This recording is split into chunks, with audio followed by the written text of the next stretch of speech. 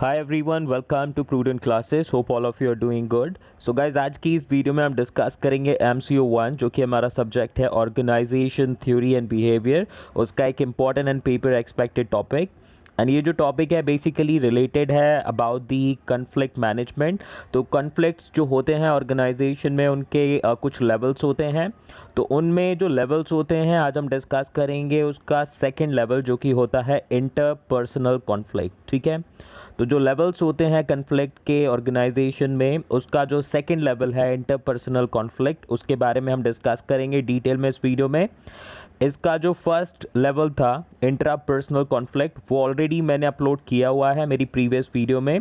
This is the part third of unit 14 discussion. Unit 14 जो कि हमारा चैप्टर है conflict management, and previous parts already uploaded हैं। तो आप या तो वीडियो के एंड में आपको ऑप्शन मिल जाएगा, उसको देख सकते हैं, नहीं तो आप चैनल के प्लेलिस्ट में जाकर उन वीडियोज़ को देख लीजिएगा। बाकी वीडियो के एंड तक जो ये कॉन्सेप्ट है इंटरपर्सनल कॉन्फ्लिक्ट का, दैट इज़ माय गारंटी कि आपको बहुत अच्छे से समझ में आ जाएगा। जितने भी important and paper expected points हो सकते हैं वो सभी इंक्लूड किए हैं। आपको सिर्फ वीडियो एंड तक देखना है ताकि आप अच्छे से इस कॉन्सेप्ट को समझ पाएँ। आगे बढ़ने से पहले हमारा मिशन जो है याद रखिएगा, विच इज़ 70% और more in our upcoming exam, so we have to achieve that. And उसके लिए थोड़ा सा मेहनत करना पड़ेगा। तो एक और चीज़ अभी मैं आप सबसे बोलना चाहूँगा कि आप जो भी वीडियो देख रहे हैं मेरे चैनल पर या किसी भी चैनल पर अपनी स्टडी से रिलेटेड, कोशिश आपकी यही होनी चाहिए कि वीडियो के एंड तक वो कॉन्सेप्ट और उसके जितने भी इम्पॉर्टेंट पॉइंट्स जो डिस्कस हुए हैं सभी याद हो जाएं, आपको अच्छे से समझ में आ जाए, ताकि पेपर टाइम में अगर आप मान लीजिए पढ़ते भी नहीं है, उसको रिवाइज भी नहीं करते, तो भी अपने आंसर को लिख सके। That should be your approach while watching the video. ठीक है, तो अगर आप बिजी हैं अभी तो छोड़ दीजिए इस वीडियो को, बाद में जब फ्री हो जाएं अपना 15-20 मिनट निकालिए, इस वीडियो को देखिए। और अगर थोड़ा टाइम मिलता है आपको तो अपना लिख कर एक बार देख लीजिए कि कितनी स्पीड है आपकी, अपनी राइटिंग स्पीड भी बढ़ाने पर ध्यान दीजिएगा। तो बढ़ते हैं, स्टार्ट करते हैं टॉपिक को। सो गाइज, सबसे पहले हम देख लेते हैं कि लेवल्स कौन कौन से होते हैं कन्फ्लिक्ट के। तो किसी भी ऑर्गेनाइजेशन में अगर कन्फ्लिक्ट्स के लेवल्स की बात करें तो 3 लेवल्स होते हैं। सबसे पहला होता है इंट्रापर्सनल कन्फ्लिक्ट, दूसरा होता है इंटरपर्सनल कॉन्फ्लिक्ट, और नंबर थर्ड में आते हैं inter group and organisational conflict. Okay, so there are 3 levels of conflicts in any organization. The first one is the intrapersonal conflict, second is the interpersonal conflict, and the third one will be the intergroup and organizational conflict, जिसके बारे में मैं आपको next video में detail में explain करूंगा। ठीक है, तो अभी आई एम श्योर कि ये तीनों पॉइंट्स आपको समझ में आ चुके होंगे कौन कौन से लेवल्स होते हैं कन्फ्लिक्ट के। तो अब आगे बढ़ते हैं एंड स्टार्ट करते हैं अपना मेन पॉइंट ऑफ डिस्कशन, जो कि है इंटरपर्सनल कॉन्फ्लिक्ट। तो क्या होता है interpersonal conflict? Let's talk about. So interpersonal conflict refers to those conflict which occurs between 2 or more individuals in an organization. तो एक ऑर्गेनाइजेशन में बहुत सारे लोग मिलकर क्या करते हैं, काम करते हैं। और जब बहुत सारे लोग मिलकर काम करते हैं तो कहीं ना कहीं डिस्प्यूट या डिसएग्रीमेंट के चांसेस बनते हैं। तो वो सारे कॉन्फ्लिक्ट्स या डिसएग्रीमेंट्स जो कि 2 या 2 से ज़्यादा लोगों के बीच में जो कि ऑर्गेनाइजेशन में वर्क करते हैं होते हैं, वो कॉन्फ्लिक्ट्स आपके इंटरपर्सनल कॉन्फ्लिक्ट्स कहलाते हैं। आई रिपीट, इंटरपर्सनल कॉन्फ्लिक्ट वो कॉन्फ्लिक्ट्स होते हैं जो कि 2 या 2 से ज़्यादा इंडिविजुअल्स के बीच में ऑर्गेनाइजेशन के अकर होते हैं। Okay, now interpersonal conflict arises mainly because of the differences in perception, temperament, personality, value systems, socio-cultural factors and role ambiguities. तो गाइज, जितने भी इंटरपर्सनल कॉन्फ्लिक्ट ऑर्गेनाइजेशन में राइज होते हैं उनके पीछे ये 6 मेन रीजंस होते हैं, ये 6 इंपॉर्टेंट पॉइंट्स होते हैं जिनकी वजह से इंटरपर्सनल कॉन्फ्लिक्ट राइज होते हैं किसी भी ऑर्गेनाइजेशन में। सबसे पहला है परसेप्शन। आई रिपीट, सबसे पहला पॉइंट क्या है? सबसे पहला जिसकी वजह से इंटरपर्सनल कॉन्फ्लिक्ट राइज होते हैं, it is perception. Number second is temperament. Number third is personality. हर एक इंडिविजुअल की अपनी खुद की एक पर्सनालिटी होती है और अलग अलग पर्सनालिटीज़ होने की वजह से जो इंटरपर्सनल कॉन्फ्लिक्ट है वो राइज होते हैं। इसके अलावा अगर बात करें, हर एक इंडिविजुअल का अपना एक वैल्यू सिस्टम्स होता है, तो इसकी वजह से भी कन्फ्लिक्ट राइज होते हैं जो कि लोगों के बीच हो जाते हैं ऑर्गेनाइजेशन के। Apart from that, if we talk about interpersonal conflict also raises because of socio cultural factors. जो सोशल और कल्चरल फैक्टर्स होते हैं उनकी वजह से भी इंटरपर्सनल कॉन्फ्लिक्ट्स राइज होते हैं। इसके अलावा कभी कभी जो रोल्स होते हैं, जॉब रोल्स होते हैं ऑफ 2 और मोर इंडिविजुअल्स इन दी ऑर्गेनाइजेशन, उसमें क्लैरिटी नहीं होती, तो उन अनक्लैरिटी की वजह से बेसिकली क्या होता है, कन्फ्लिक्ट अराइज हो जाते हैं। तो रोल और एम्बिग्विटीज़ का मतलब होता है अनक्लियरनेस, यानी कि क्लियरिटी ना होना, ठीक है। तो रोल एम्बिग्विटीज़ की वजह से भी इंटरपर्सनल कॉन्फ्लिक्ट अराइज होते हैं। तो 6 मेन रीजंस जिनकी वजह से आपके क्या होते हैं, इंटरपर्सनल कॉन्फ्लिक्ट अराइज होते हैं। सबसे पहला है perception, second is the temperament, third is the personality, चौथा है value systems, socio cultural factor is the fifth point, and the sixth point is role ambiguities. Okay, तो आई एम श्योर कि ये पॉइंट्स आपको याद हो चुके होंगे। बढ़ते हैं नेक्स्ट स्लाइड पर। सो नेक्स्ट स्लाइड में गाइज एक डायग्राम के थ्रू डिस्कस करेंगे छोटे से पॉइंट्स की इंटरपर्सनल कॉन्फ्लिक्ट क्या होता है। हमने एक डेफिनेशन ऑलरेडी डिस्कस कर ली, थोड़ा सा और जान लेते हैं इस पर्टिकुलर कॉन्सेप्ट के बारे में। तो इंटरपर्सनल कॉन्फ्लिक्ट क्या होता है, एक बेसिकली इमोशनल, फिजिकल, पर्सनल और प्रोफेशनल डिसएग्रीमेंट बिटवीन 2 और मोर पीपल। सो 2 या 2 से ज़्यादा लोग जो होते हैं ऑर्गेनाइजेशन के, उनके बीच में किसी भी तरह का इमोशनल, फिजिकल, पर्सनल या फिर प्रोफेशनल डिसएग्रीमेंट कहलाता है interpersonal conflict. I repeat, interpersonal conflict refers to an emotional, physical, personal or professional disagreement between 2 or more individuals or people of an organization. Okay? Now, such disagreement is common in families, work places and societies. तो guys interpersonal conflict वहाँ arise होता है जहाँ पर 2 या 2 से ज़्यादा लोग आपस में मिलकर कोई काम करते हैं या रहते हैं। अब ये जो इंटरपर्सनल कॉन्फ्लिक्ट है ये आपका फैमिलीज़ में भी हो सकता है, वर्क प्लेसेस यानी कि ऑर्गेनाइजेशंस में भी हो सकता है, और किसी सोसाइटी में भी अकर हो सकता है। तो आपको ध्यान रखना है कि इंटरपर्सनल कॉन्फ्लिक्ट जो होते हैं सिर्फ ऑर्गेनाइजेशंस में ही नहीं बल्कि इवन आपकी फैमिलीज़ में, सोसाइटी में भी अकर होते हैं, ठीक है। सो इंटरपर्सनल कॉन्फ्लिक्ट क्या है, हमारे इमोशनल, फिजिकल, पर्सनल या प्रोफेशनल डिसएग्रीमेंट 2 या 2 से ज़्यादा लोगों के बीच में, और ये डिसएग्रीमेंट्स आपके फैमिलीज़ में भी हो सकते हैं, वर्क प्लेसेस पर भी हो सकते हैं या फिर सोसाइटी में भी हो सकते हैं। नाउ अभी कुछ एग्जाम्पल्स देख लेते हैं इंटरपर्सनल कॉन्फ्लिक्ट के। तो सबसे पहला एग्जाम्पल है 2 employees fighting over getting promotion. तो 2 एम्प्लॉयज़ हैं, इक्वली कैपेबल हैं और काफ़ी हार्ड वर्किंग है। नाउ अभी प्रमोशन की बात आती है तो दोनों आपस में लड़ रहे हैं कि मैं तुमसे ज़्यादा कैपेबल हूँ, तुम मुझसे कम कैपेबल हो। तो ये पहला एग्जाम्पल है इंटरपर्सनल कॉन्फ्लिक्ट का। दूसरा, a male subordinate assuming that female leader is not capable of giving orders. तो जो मेल और फीमेल डिस्क्रिमिनेशंस होते हैं, ठीक है, तो वो भी आपके इंटरपर्सनल कॉन्फ्लिक्ट का पार्ट होते हैं। तो एक मेल सबऑर्डिनेट है जिसका एक फीमेल लीडर है, और जो मेल सबऑर्डिनेट है वो ये अज्यूम करता है कि फीमेल लीडर कैपेबल नहीं है उसको ऑर्डर देने के लिए, ठीक है। तो ये भी इंटरपर्सनल कॉन्फ्लिक्ट का पार्ट होते हैं। तो देखिए यहाँ पर गाइज एक मैंने छोटा सा डायग्राम ऐड किया है। इस तरह के डायग्राम्स आपको अपने एग्जाम्स में बनाने हैं। तो लेफ्ट साइड पर है हमारा एम्प्लॉय ए और राइट साइड पर है हमारा एम्प्लॉय बी, ठीक है। तो एम्प्लॉय ए कहता है I must get the promotion, and employee B कहता है I am more competent so I must get the promotion. दोनों में आपस में क्या है, डिसएग्रीमेंट चल रहा है। दोनों खुद को एक दूसरे को क्या है, सुपीरियर कंसीडर करने की कोशिश कर रहे हैं। तो ऐसे सारे डिसएग्रीमेंट्स आपके इंटरपर्सनल कॉन्फ्लिक्ट कहलाते हैं, ठीक है। तो आई एम श्योर कि डायग्राम भी आपको समझ में आ चुका होगा और जो हमने पॉइंट्स डिस्कस किए वो भी आपको क्लियर होंगे। Let's talk about our next point. तो नेक्स्ट स्लाइड आपकी स्क्रीन पर आ चुकी है and the point number 1 says interpersonal conflict can be understood and analysed with the help of. तो जितने भी इंटरपर्सनल कॉन्फ्लिक्ट होते हैं उनको आप समझने के लिए और उनको एनालाइज करने के लिए 2 टेक्निक्स का यूज़ कर सकते हैं। तो सबसे पहली जो टेक्निक है वो है जॉरी विंडो फ्रेमवर्क, ठीक है। तो इंटरपर्सनल कॉन्फ्लिक्ट को समझने के लिए और एनालाइज करने के लिए 2 कॉन्सेप्ट्स जो कि मोस्टली यूज़ किए जाते हैं। सबसे पहला है जौहरी विंडो फ्रेमवर्क, ओके। तो ये जौहरी विंडो फ्रेमवर्क क्या है, बेसिकली एक ऐसा फ्रेमवर्क जो कि डेवलप किया गया था 1960 में। और किसने डेवलप किया था, इट वाज डेवलप्ड बाय जो लफ्ट एंड हैरिंगटन इंगम, ठीक है।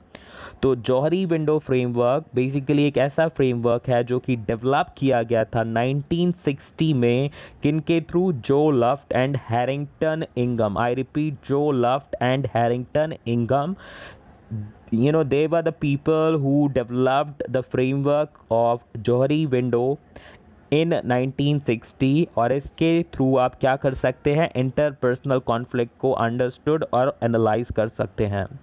नाउ जो सेकंड टेक्निक है वो है ट्रांजैक्शनल एनालिसिस की। तो ट्रांजैक्शनल एनालिसिस के थ्रू भी आप इंटरपर्सनल कॉन्फ्लिक्ट को एनालाइज और अंडरस्टूड कर सकते हैं। और ये जो एनालिसिस है ये बेसिकली एक साइको एनालिटिक थ्योरी है जो कि डेवलप की गई थी लेट 1950 में।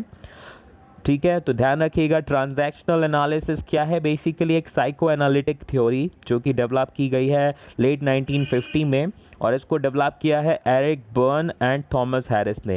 आई repeat, Eric Berne and Thomas Harris, इन्होंने डेवलप की है ट्रांजैक्शनल एनालिसिस थ्योरी, एंड जो लफ्ट एंड हैरिंगटन इंगम ने आपकी डेवलप की है जोहरी विंडो फ्रेमवर्क। ठीक है, तो इसका स्क्रीनशॉट लेना चाहे ले लीजिए, अगर आप नोटबुक मेंशन करें नोटबुक में लिख लीजिए, और अगर आप वीडियो के साथ में याद करते हुए चल रहे हैं तो वेल एंड गुड है। तो आई एम श्योर कि आपको पॉइंट्स याद हो चुके होंगे। I have repeated it so many times. Now let's proceed to our next slide. तो गाइज अब इस स्लाइड में हम डिस्कस करेंगे about the sources of interpersonal conflict. हमने देख लिया कि जो डिफरेंसेस हैं लोगों के बीच में या डिसएग्रीमेंट्स हैं क्यों अकर होते हैं, उनके पीछे कौन से इंपॉर्टेंट रीजंस होते हैं। अब बात करेंगे हम सोर्सेस की कि इंटरपर्सनल कॉन्फ्लिक्ट के सोर्सेस क्या होते हैं। सो गाइज अगर हम बात करें तो 4 इंपॉर्टेंट सोर्सेस होते हैं इंटरपर्सनल कॉन्फ्लिक्ट के। अगर आपको पता हो उनके बारे में तो आप कमेंट में मेंशन कीजिए, नहीं पता तो अभी आपको डिटेल में पता चल जाएंगे और आगे हम उनको फर्दर डिस्कस भी करेंगे। तो 4 इंपॉर्टेंट सोर्सेस होती हैं या 4 मेन सोर्सेस होती हैं इंटरपर्सनल कॉन्फ्लिक्ट की। सबसे पहली होती है पर्सनल डिफरेंसेस। ठीक है, सबसे पहली सोर्स क्या है इंटरपर्सनल कॉन्फ्लिक्ट की, पर्सनल डिफरेंसेस। दूसरी है इंफॉर्मेशन डेफिशिएंसी, इंफॉर्मेशन की कमी भी क्या है इंटरपर्सनल कॉन्फ्लिक्ट को अराइज कराती है। नंबर 3 इज़ रोल इनकम्पैटिबिलिटी, जो रोल है वो जब इनकम्पैटिबल होगा, कंपैटिबल नहीं होगा तो भी आपके इंटरपर्सनल कॉन्फ्लिक्ट अराइज होंगे। और चौथा है एनवायरमेंटल स्ट्रेस, अगर आपका एनवायरनमेंट स्ट्रेसफुल होगा तो भी इंटरपर्सनल कॉन्फ्लिक्ट अराइज होंगे। तो 4 मेन और इम्पॉर्टेंट सोर्सेज इंटरपर्सनल कॉन्फ्लिक्ट की कौन कौन सी हैं। सबसे पहली है पर्सनल डिफरेंसेस, दूसरी जो हमारी इंपॉर्टेंट सोर्स है इंटरपर्सनल कॉन्फ्लिक्ट की वो है इंफॉर्मेशन डेफिशिएंसी, तीसरी है रोल इनकम्पैटिबिलिटी और चौथी है एनवायरमेंटल स्ट्रेस। तो एक बार हम रिपीट करेंगे, 4 important sources of interpersonal conflicts are personal differences, information deficiency, role incompatibility and environmental stress. So guys I am sure कि ये नेम्स आपको याद हो चुके होंगे। अब बढ़ते हैं नेक्स्ट स्लाइड में, डिस्कस करते हैं डिटेल में about these particular sources. Okay, तो सबसे पहले हमारी जो सोर्सेस है इंटरपर्सनल कॉन्फ्लिक्ट की वो है personal differences. Okay, so let's talk about it. Personal or individual differences contribute to the uniqueness in people. However, these differences also become a major source of conflict in the organization. तो जितने भी individuals होते हैं सब में अपनी uniqueness होती है, सब में अपनी काम करने के लिए अलग तरीके होते हैं, अपनी अलग अलग नॉलेज का लेवल होता है। तो इससे क्या होता है, जो यूनिकनेस है वो क्रिएट होती है आपके वर्ल्ड में और इवन ऑर्गेनाइजेशनल कल्चर में। लेकिन इन डिफरेंसेस की वजह से ना कई बार ऑर्गेनाइजेशन में कन्फ्लिक्ट भी अराइज हो जाते हैं। Disagreement arising from individual differences often become highly emotional and take on moral overtones as well. तो गाइज जो ये डिसएग्रीमेंट्स क्रिएट होते हैं पर्सनल डिफरेंसेस की वजह से या फिर इंडिविजुअल डिफरेंसेस की वजह से, बहुत से टाइम देखा गया है कि ऑर्गेनाइजेशन में ये बहुत ही इमोशनल और मोरल ओवरटोन ले लेते हैं। यानी कि लोग ना ईगो पर ले लेते हैं, दिल पर ले लेते हैं चीज़ों को, और आपस में फिर उसकी वजह से जो टोटल वर्क होता है या फिर आपका जो ऑर्गेनाइजेशनल गोल होता है उसको अचीव करने में प्रॉब्लम हो जाती है। तो इस टाइप के जो डिफरेंसेस हैं उनको आप जितना हो सके इनिशियली कट डाउन करने की कोशिश कीजिए, क्योंकि अगर एक बार पर्सनल डिफरेंसेस की वजह से कन्फ्लिक्ट अराइज होता है ऑर्गेनाइजेशन में तो इससे जो ओवरऑल गोल है ऑर्गेनाइजेशन का वो हैम्पर होता है। क्योंकि यहाँ पर लोग क्या होते हैं, सबसे पहले तो उस इंडिविजुअल डिफरेंसेस की वजह से कन्फ्लिक्ट स्टार्ट करते हैं और फिर उसको इमोशनल या ईगो पर लेकर वो क्या करते हैं, फिर एक दूसरे की परफॉर्मेंस इम्पैक्ट करने लगते हैं। और एक दूसरे की परफॉर्मेंस इम्पैक्ट करना मीन्स ओवरऑल ऑर्गेनाइजेशनल परफॉर्मेंस को इम्पैक्ट करना। Now, a disagreement about who is factually correct can easily turn into a bitter argument over who is Morli right. तो बहुत से केसेस में देखा गया है जो एम्प्लॉयज़ होते हैं किसी पर्टिकुलर फैक्ट से रिलेटेड इंफॉर्मेशन पर या फिर कोई डेटा पर डिस्कशन कर रहे होते हैं और वहाँ पर एक दूसरे को गलत ठहराना स्टार्ट करते हैं, फिर वो आर्ग्यूमेंट्स में कन्वर्ट हो जाते हैं, फिर कौन सही कौन गलत ये मोरली जजमेंट्स होने लगते हैं। तो ये चीज़ें हमें अवॉइड करनी है और इस तरह के जितने भी कॉन्फ्लिक्ट्स हैं उनको जितना हो सके जल्द से जल्द रिजॉल्व कराना है to ensure the success of the organisation. तो देख लीजिए गाइज, यहाँ पर मैंने एक छोटा सा डायग्राम ऐड किया है। तो इस तरह के जैसे मैंने बोला डायग्राम्स आपको बनाने हैं। लेफ्ट साइड पर है एम्प्लॉय एक्स और राइट साइड पर है एम्प्लॉय वाई। एम्प्लॉय एक्स कहता है I am very smart in my work, ठीक है, एम्प्लॉय एक्स होगा अपने काम में स्मार्ट। बट नाउ यहाँ पर अब एम्प्लॉय वाई भी कह रहा है यार you are nothing in front of me, I am far more smarter than you. अब एम्प्लॉय वाई को ये बात अच्छी नहीं लगी कि वो खुद को इतना स्मार्ट बोल रहा है। तो एम्प्लॉय वाई कहता है एम्प्लॉय एक्स से कि यार तुम मेरे सामने कुछ भी नहीं हो, मैं तुमसे ज़्यादा स्मार्ट हूँ और तुमसे ज़्यादा नॉलेज रखता हूँ काम करने की।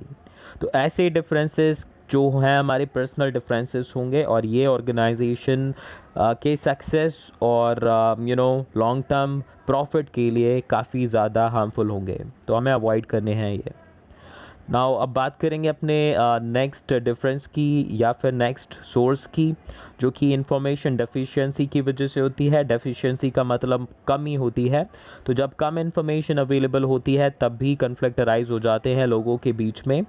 सो the information deficiency conflict arises due to communication breakdown in the organisation. तो ऑर्गेनाइजेशन में जब भी कम्युनिकेशन ब्रेकडाउन होगा या फिर कम्युनिकेशन जो है किसी भी इंफॉर्मेशन की ठीक से नहीं की जाएगी, तो जो इंफॉर्मेशन डेफिशिएंसी है उसके कन्फ्लिक्ट्स अराइज होंगे। Now it is observed that two people in the conflict are using different information or that one or both have misinformation।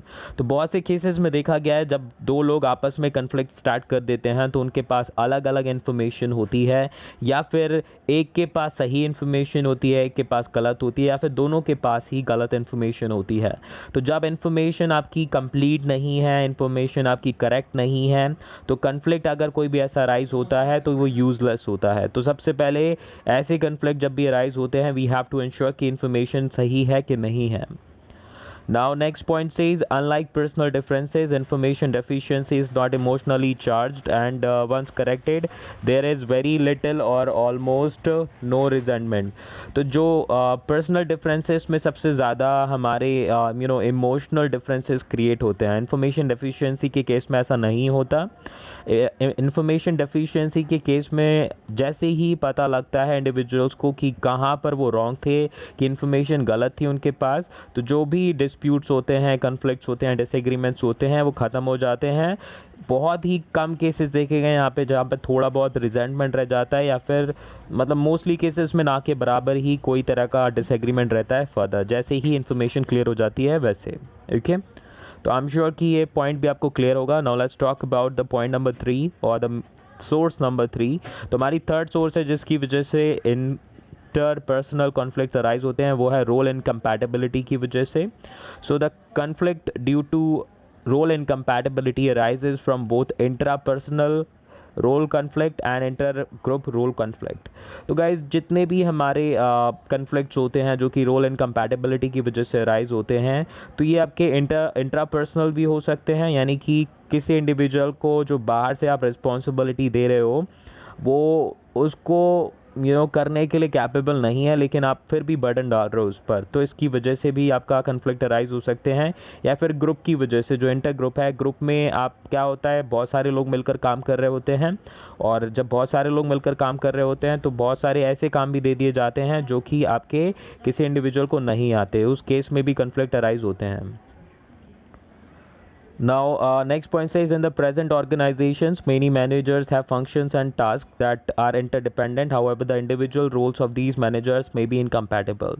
तो अगर current situations की बात करें तो आजकल organizations में जितने भी managers होते हैं उनके बहुत सारे functions होते हैं और कई different type के task होते हैं जो कि एक दूसरे पर क्या होते हैं interdependent होते हैं। लेकिन जो individual roles होते हैं managers के वो उन particular task या functions के लिए compatible नहीं होते। अब एक manager जो कि फाइनेंस बैकग्राउंड का है उसको आप अगर किसी और पर्टिकुलर बैकग्राउंड या फिर डिपार्टमेंट का टास्क देंगे तो हो सकता है वो उस पर्टिकुलर रोल के लिए कंपैटिबल ना हो। तो ऐसे केस में जो रोल आपका प्रोवाइड कर दिया जाता है इनकम्पैटिबल होता है और इनकम्पैटिबिलिटी की वजह से एक डिसएग्रीमेंट और एंगर अराइज होता है जो कि फर्दर आपके कन्फ्लिक्ट में कन्वर्ट हो जाता है। Now, in this situation, conflict occurs when the manager finds himself do more one role, which include incompatible goals. तो बहुत सारे केसेस में देखा गया है कि जहाँ पर गोल्स जो हैं मैनेजर्स को इनकम्पैटिबल प्रोवाइड किए जाते हैं या फिर रोल्स जो होते हैं वो इनकम्पैटिबल प्रोवाइड किए जाते हैं, तो काफ़ी डिफ़िकल्ट हो जाता है मैनेजर को खुद को मैनेज करना। और जब मैनेजर खुद ही मैनेज नहीं कर पा रहा उन सिचुएशंस को, तो वो ऑर्गेनाइजेशन कैसे मैनेज करेगा? This is also a big concern. इनकी वजह से भी कन्फ्लिक्ट ऑर्गेनाइजेशन में आकर हो जाते हैं। ठीक है, तो आई एम श्योर कि यहाँ तक पॉइंट क्लियर होगा। लास्ट और अपना इम्पॉर्टेंट पॉइंट हम डिस्कस करते हैं। तो चौथा हमारा जो सोर्स है इंटरपर्सनल कन्फ्लिक्ट का वो है एनवायरमेंटल स्ट्रेस।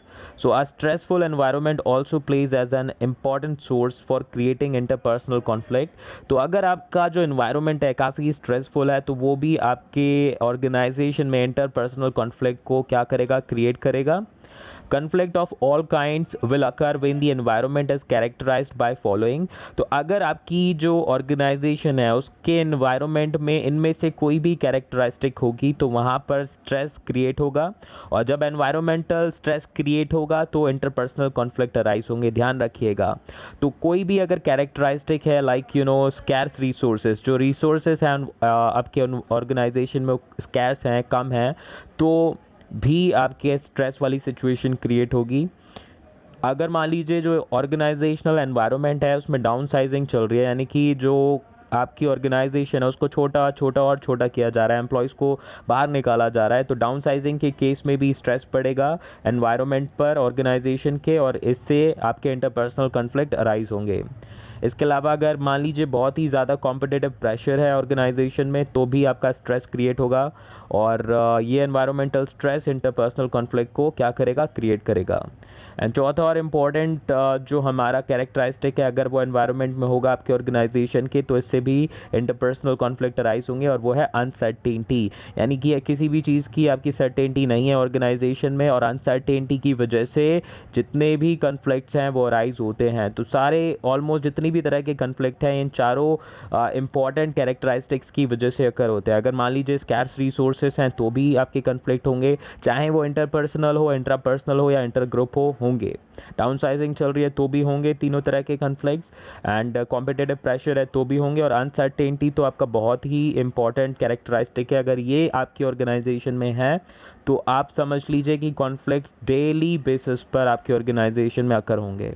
ठीक है, तो गाइज़ आई एम श्योर कि जितने भी हमारे पॉइंट्स थे आपको समझ में आए होंगे। किसी भी पॉइंट में डाउट हो तो वीडियो को एक बार दोबारा देख लीजिएगा। बाकी किसी और टॉपिक पर अगर आप वीडियो चाहते हैं तो आप कमेंट करके मुझे बता सकते हैं। I will get back to you with that video as soon as possible.